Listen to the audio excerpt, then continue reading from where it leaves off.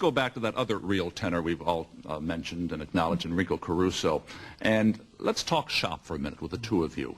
Caruso recorded Celeste Aida, which both of you have sung many times. Caruso recorded it 5 times in the early days of the gramophone record. The first time in 1902, and then in subsequent years, with different approaches, different phrasings in the opening bars. And we're going to listen to excerpts from 2 of those recordings and ask for your comments. The first excerpt was recorded on February 1st, 1904, Caruso with piano accompaniment.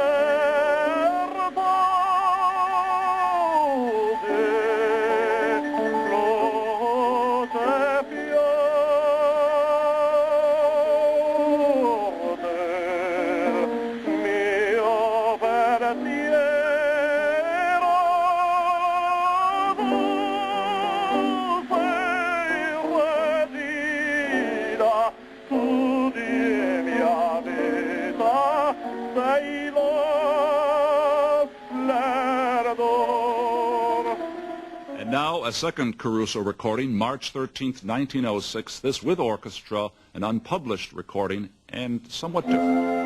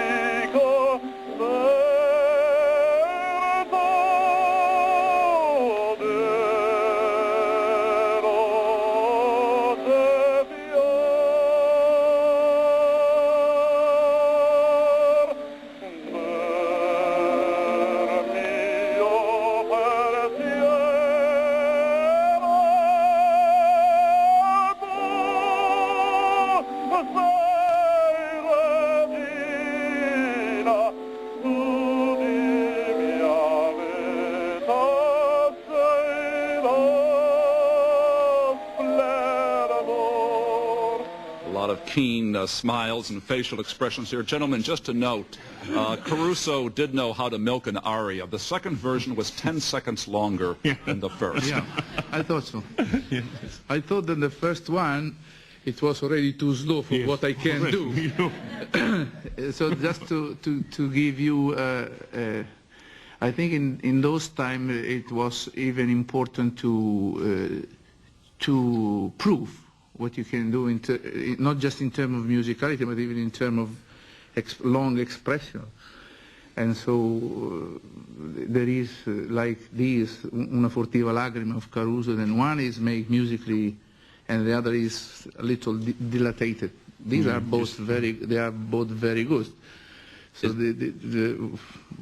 I was not ready to breathe there. You're saying that Caruso, this was the tenor showing off a little bit what he was capable of doing in terms of technique. Sure. The thing is this, that in those days, of course, I mean, the taste has changed and so on. Caruso was Caruso. He's untouchable. He will always be. Nobody can sound between the F and the B flat, particularly like him. You know, I mean, the richness, the insurance, the full quality of, especially of all the voice, but from F to B flat, I mean, it is just amazing, all his voice. And the only thing is, yes, those days, if we will sing today that way, they will kill us. That's the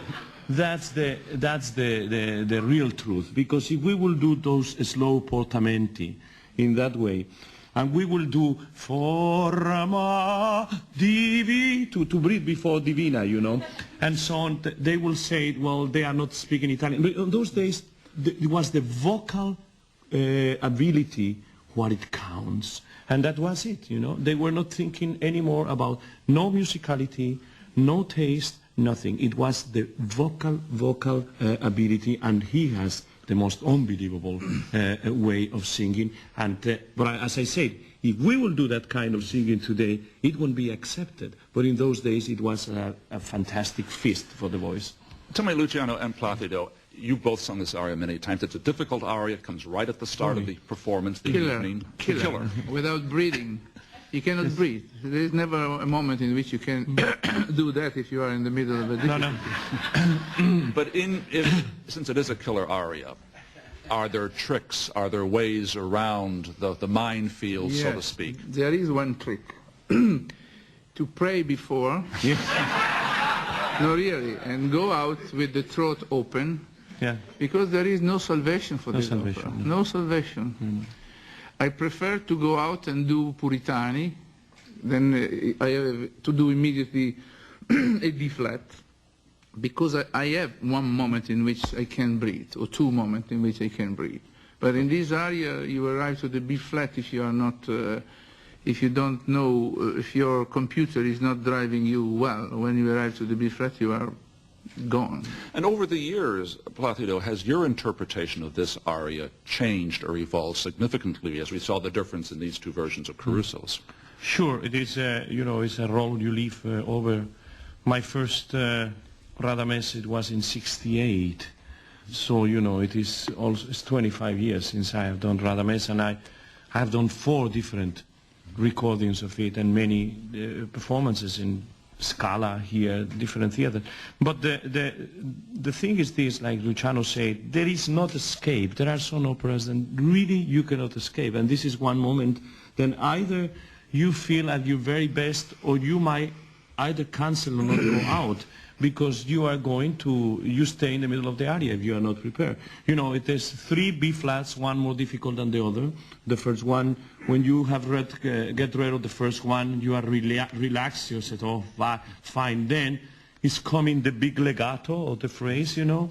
Then is coming the second one and the third one, which is, you know, just really matter of God help you. You pray. Yes, you really pray. Now here but of course you change, you know.